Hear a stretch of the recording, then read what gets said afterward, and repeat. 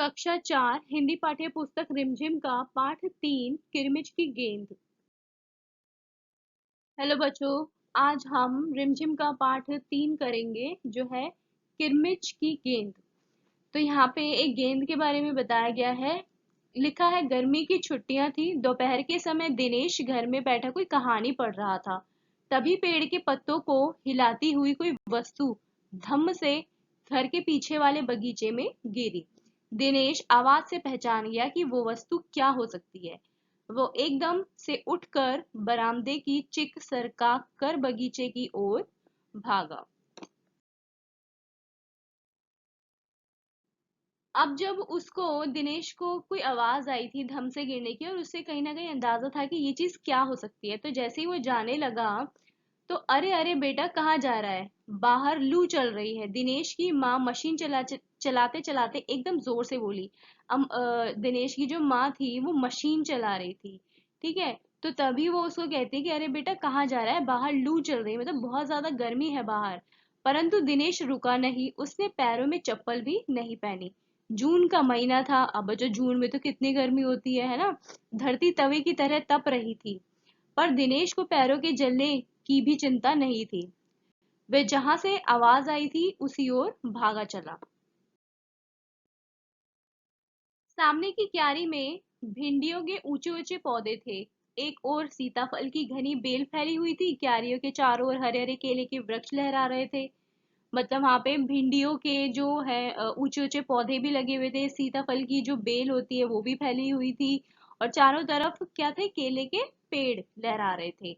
दिनेश ने जल्दी जल्दी भिंडियों के पौधों को उलटना पलटना शुरू किया। मतलब वो जो आवाज आई थी ना जिस चीज के गिरने की, वो उसको ढूंढ रहा था।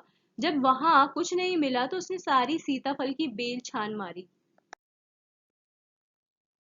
बराबर में ही घूस ने गड्ढे बना रखे थे।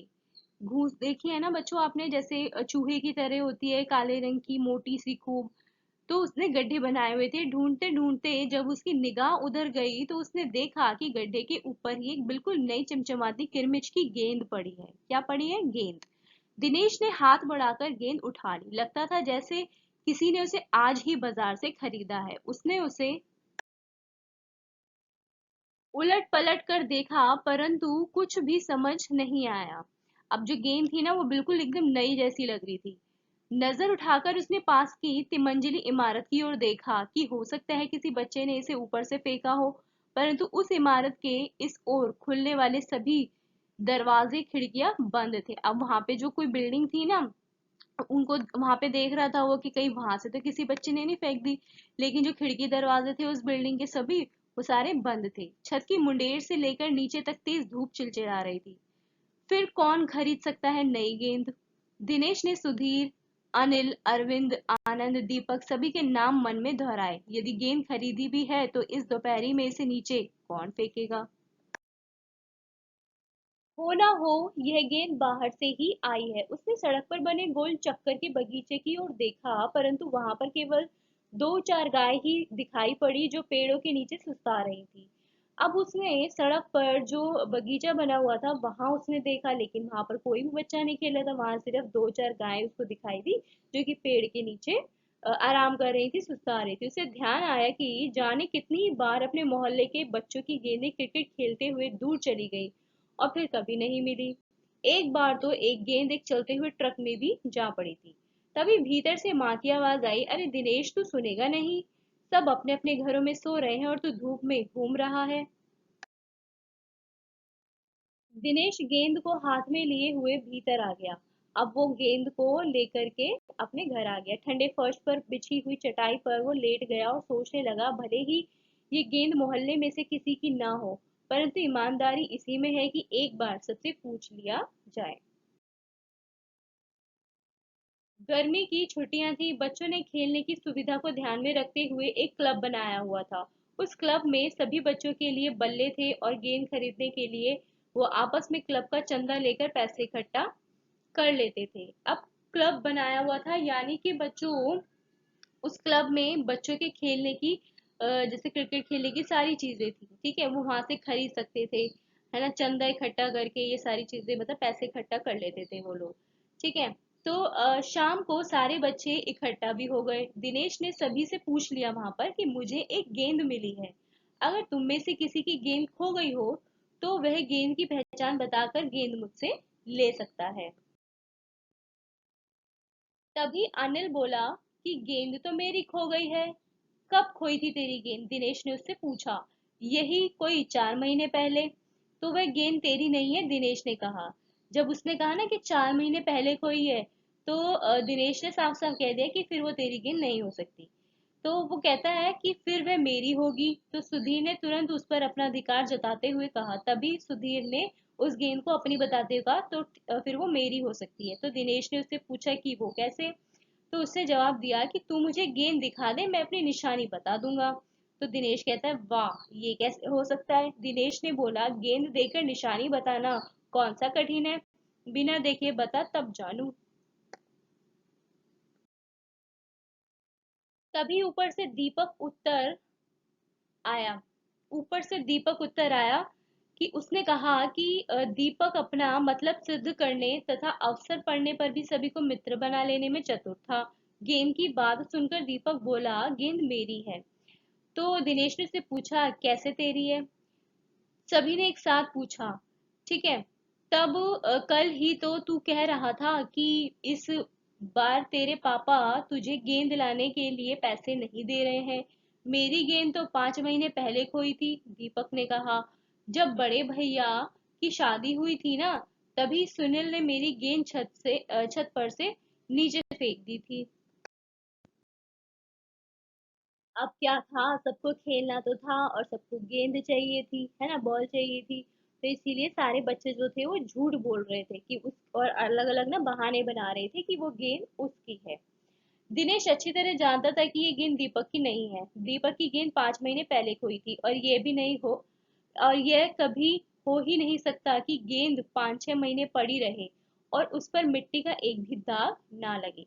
तब दीपक ने कहा, मैं कुछ नहीं जानता, गेंद मेरी है, वह मेरी है और सिर्फ मेरी है। तो वो कहता है कि अरे जा जा, बड़ा आया गेंद वाला, क्या सबूत है यही गेंद नीचे फेंकी थी? अनिल ने पूछा।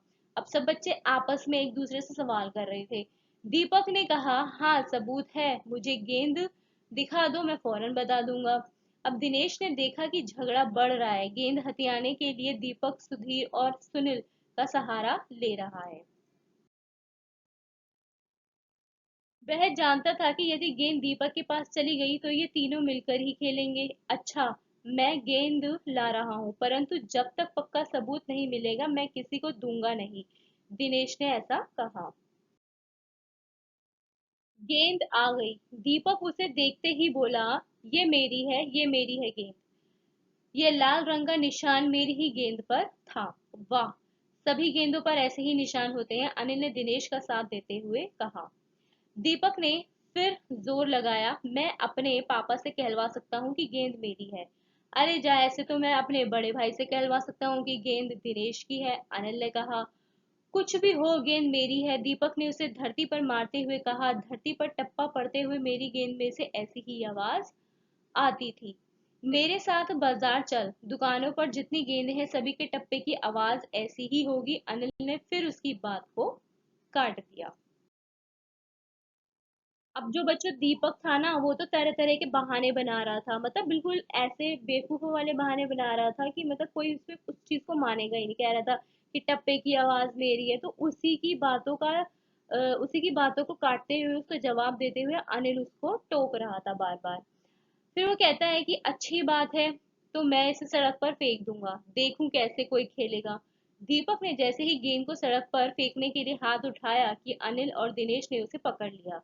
अब दीपक ने रुआंसे होते हुए अपना अंतिम हथियार आजमाया। बोला, या तो गेंद मुझे दे दो, नहीं तो मैं इसके पैसे सुनील से लूंगा। अब तो सुनील, दीपक और सुधीर का गुट मजबूत होने लगा। तीनों का ही कहना था कि गेंद दीपक की है और उसे ही मिलनी चाहिए, क्योंकि किसी को भी नहीं पता था एक्चुअल में वो उनमें से किसी की थी भी नहीं। दिनेश तब तक चुप था। वास्तव में दिनेश का मन उस समय सबके साथ मिलकर उस गेंद से खेलने को कर रहा था। बोला, अब चुप भी रहो, झगड़ा बाद में कर लेंगे, अपने अपने बल्ले ले आओ, पहले खेले। लेकिन दिनेश जो था ना, वो थोड़ा अच्छा लड़का था, उसने उसका जो मन था ना वो था कि वो सबके संग उस मतलब क्रिकेट खेले। तो इसलिए उसने सबसे कहा कि अपने अपने बल्ले ले आओ, पहले हम खेल लेते हैं, बाद में देखेंगे झगड़ा वगड़ा जो भी है। 5 मिनट के भीतर ही खेल शुरू हो गया। दिनेश बल्लेबाजी कर रहा था। अभी दो चार बार ही खेला था कि वह चमकदार नई गेंद एकदम जोर से उछली और दरवाजा पार कर सड़क पर जाते हुए एक स्कूटर में बनी सामान रखने की जालीदार टोकरी में जा गिरी। अब जैसे किसी किसी स्कूटर्स में या साइकिल्स में वो लगी होती है ना टोकरी, आगे की तरफ है ना, तो वो उसमें जाके गिर गई गेंद। स्कूटर वाले को शायद पता भी नहीं चला। तेजी से चलते हुए स्कूटर के साथ गेंद भी चली गई। बच्चे पहले तो चिल्लाते हुए स्कूटर के पीछे भागे, परंतु जल्दी ही सब रुक गए। वे समझ गए थे कि स्कूटर के पीछे भागना बेकार है। एक पल के लिए सभी ने एक दूसरे की ओर देखा और फिर सभी ठहाका मारकर हंस पड़े। तो बच्चों, ये थी कहानी किरमिच की गेंद की, जो कि दिनेश को पाई थी। ठीक है। और जैसे ही सब मतलब बहुत इस गेंद को लेकर के झगड़ा हुआ, सब में सब उस गेंद को लेना चाहते थे, लेकिन फाइनली जैसे ही दिनेश ने कहा कि चलो सब हम खेलते हैं सबसे पहले, तो इस गेंद से उसके बाद में देखेंगे किसकी है। तो लेकिन होता क्या है, जैसे ही वो मारता है, वो गेंद स्कूटर में आगे बनी टोकरी में गिर जाती है और वो स्कूटर के संगी चली जाती है। फिर सभी एक दूसरे को देख के अंत में हंसने लग जाते हैं। अब आते हैं इस कहानी के कुछ प्रश्न उत्तर। कहानी की बात। पहला है, दिनेश की माँ मशीन चलाते चलाते बोली, बेटा कहाँ जा रहे हो? तो दिनेश की माँ कौन सी मशीन चला रही होंगी, है ना, तो हमें ये बताना है। तो हम ये लिख सकते हैं कि शायद दिनेश की माँ सिलाई मशीन, जो इस पे कपड़े सिलते हैं, वो चला रही होंगी, है ना। दूसरा है, तुमने इस मशीन को कहाँ कहाँ देखा है? तो हम लिख सकते हैं कि मैंने इस मशीन को अपने घर में या पड़ोस के घर में, है ना, या टेलर की दुकान पे देखा है।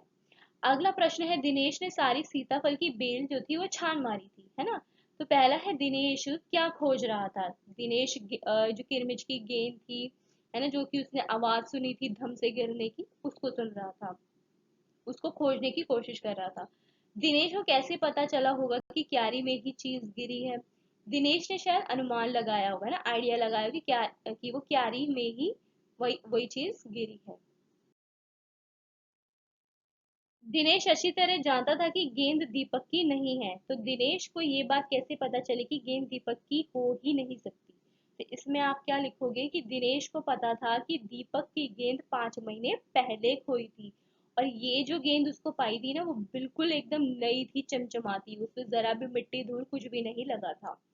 दीपक बार बार गेंद को अपनी क्यों बता रहा होगा? तो इसमें आप लिख सकते हो कि दीपक अपनी गेंद खो गई थी, है ना, दीपक की अपनी जो गेंद थी वो खो गई थी, इसलिए वो मिली हुई गेंद को हथियाना चाहता था।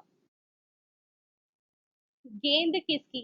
अब इसका पहला है, दीपक ने गेंद को अपना बताने के लिए उसके बारे में कौन कौन सी बातें बताई। दीपक ने गेंद को अपना बताते हुए क्या क्या बोला था कि उसकी गेंद 5 महीने पहले खो गई थी। उसकी गेंद पर ऐसा ही लाल निशान था, है ना, लाल रंग का निशान था जैसा इस गेंद पर है।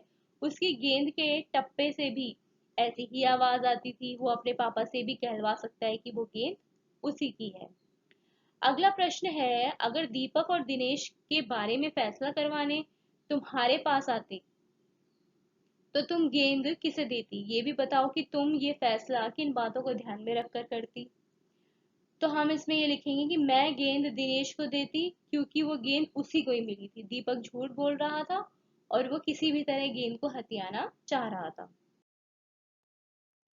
कहाँ? सामने की क्यारी में भिंडियों के ऊंचे ऊंचे पौधे थे, और सीताफल की एक और घनी क्या लगी थी? बेल। सीताफल की बेल होती है और भिंडी का पौधा। बताओ और कौन कौन सी सब्जियां बेल और पौधे पर लगती हैं? तो बेल पे कौन कौन सी सब्जियां लगती हैं? जैसे तोरी, करेला, ककड़ी, मटर। इसके बाद जो पौधे पे लगती है वो है टमाटर, धनिया, बैंगन, मिर्च। तरह तरह की गेंदें। गेंदों के अनेक रंग रूप होते हैं, अलग अलग खेलों में अलग अलग तरह की गेंदों का इस्तेमाल होता है।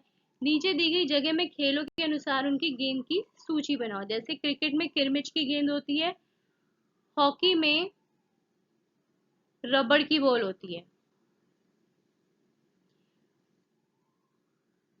फुटबॉल और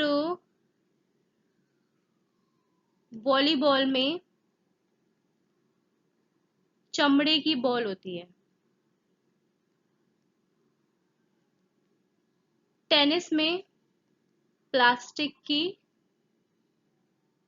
बॉल का इस्तेमाल होता है। आगे है खोजो आसपास। दिनेश चिक सरकाकर बरामदे की ओर भागा था, है ना। तो चिक पर्दे का काम करती है, पर चिक और पर्दे में फर्क होता है। इन दोनों में क्या अंतर है, इस तरह आप पता लगाओगे इन शब्दों में क्या अंतर है। टहनी और तना। जो टहनी होती है वो पेड़ की डाली होती है, ठीक है। और जो तना होता है वो पेड़ का मुख्य भाग होता है।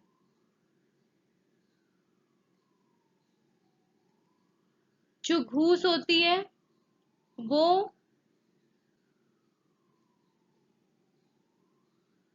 बड़ी होती है और चूहा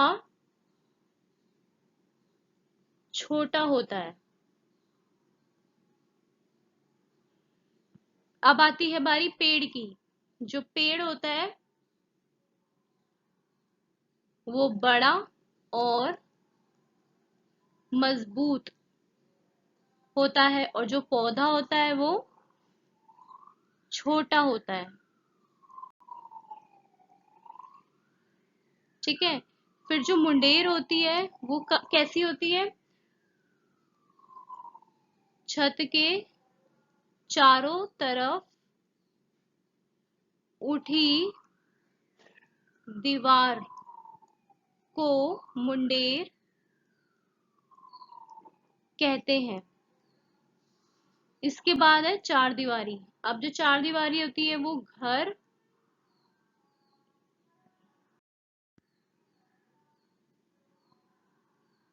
घर को चारों ओर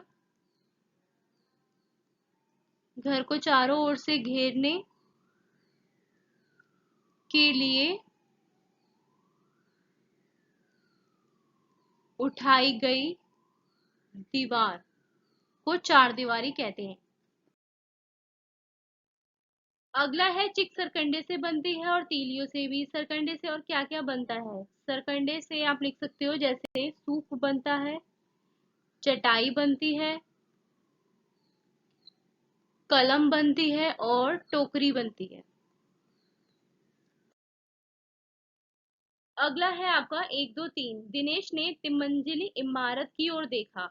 जिस इमारत में तीन मंजिलें थी उसको उसने कहा तिमंजिली इमारत। तो बाकियों को हम क्या कहेंगे। जिस मकान में दो मंजिलें हो उसे हम कहेंगे दुमंजिला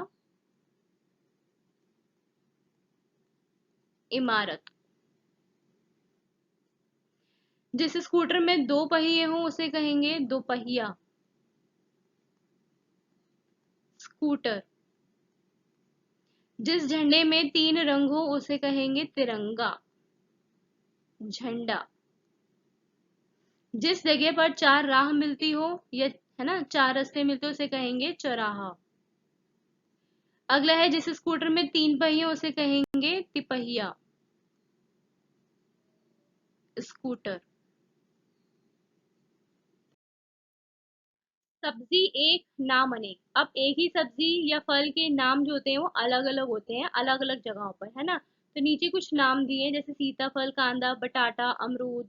तो हमें बताना है कि बताओ कि तुम्हारे घर या शहर कस्बे में इनमें से कौन कौन से शब्द इस्तेमाल होते हैं। तो हमारे शहर में हम लिखेंगे एक तो सीताफल, ठीक है, बैंगन, अमरूद, तोरई, शरीफा, घिया, तरबूज और कांदा। कांदा कहते हैं प्याज को, ठीक है। तो ये सारे जो शब्द हैं वो हमारे शहर में इस्तेमाल होते हैं। अब बाकी के जो शब्द हैं जैसे कि बटाटा, ये इस्तेमाल होता है गुजरात में, जैसे आपने सुना होगा बटाटा बड़ा, है ना। काशी फल जो है वो इस्तेमाल होता है कहाँ पर? उत्तर प्रदेश में। और जो नेनुआ है वो होता है बिहार में।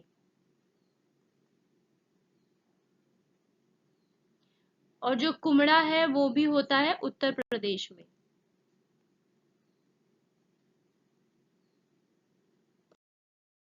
Do like, share, and subscribe and keep watching. Thank you.